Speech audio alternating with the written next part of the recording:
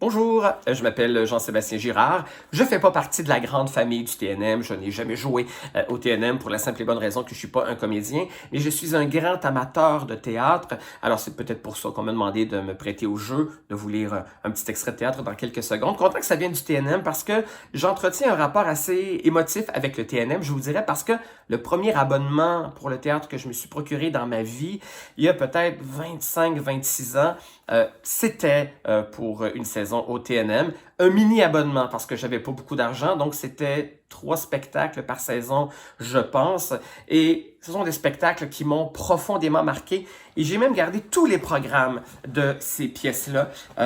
Eda Gabler, avec l'immense Sylvie Drapeau. Je me souviens encore comme si c'était hier de la finale.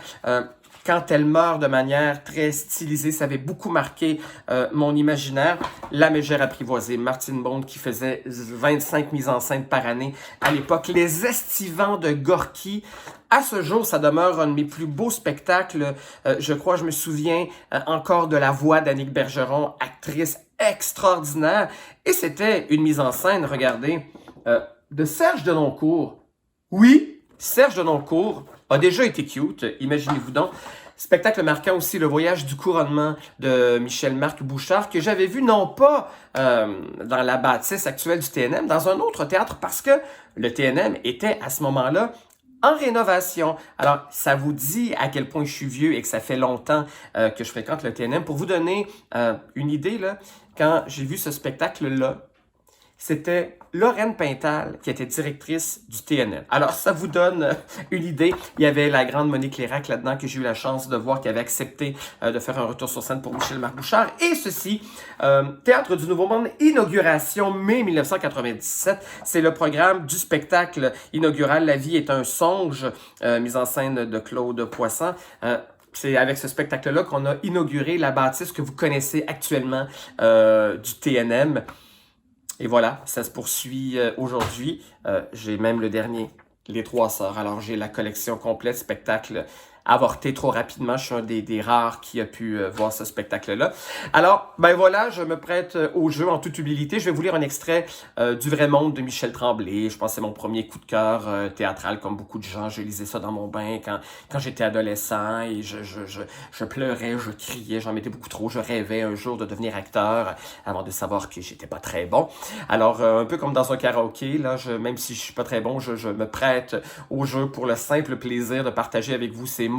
Le Vrai Monde, Michel Tremblay, donc Claude, son alter ego qui vient d'écrire sa première pièce, qui est lu par ses parents, les parents qui n'aiment pas se retrouver dans cette pièce-là, de cette façon-là, parce que bien sûr, la pièce est largement inspirée de sa famille, donc ça pose la question jusqu'à quel point on peut vampiriser notre entourage, tout ça. En tout cas, je ne ferai pas une analyse de la pièce, mais c'est la fin. Quand Claude discute avec son père qui n'a pas du tout aimé comment il a été représenté dans cette pièce-là. Alors, voici un très court extrait.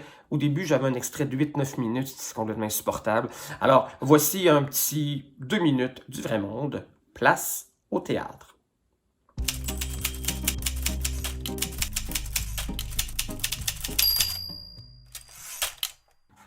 Le sais-tu, ça fait combien de temps que je prépare ça? Combien d'années? Avec mon imagination, justement, avec ce que je pense deviner de toi. Le sais-tu que c'est à cause de toi que j'ai commencé à écrire? La première fois que j'ai pris un papier puis un crayon, j'avais peut-être 11 ou 12 ans. Mais c'était pour te parler, papa, parce que t'étais pas parlable. C'était pour te dire que je t'aime.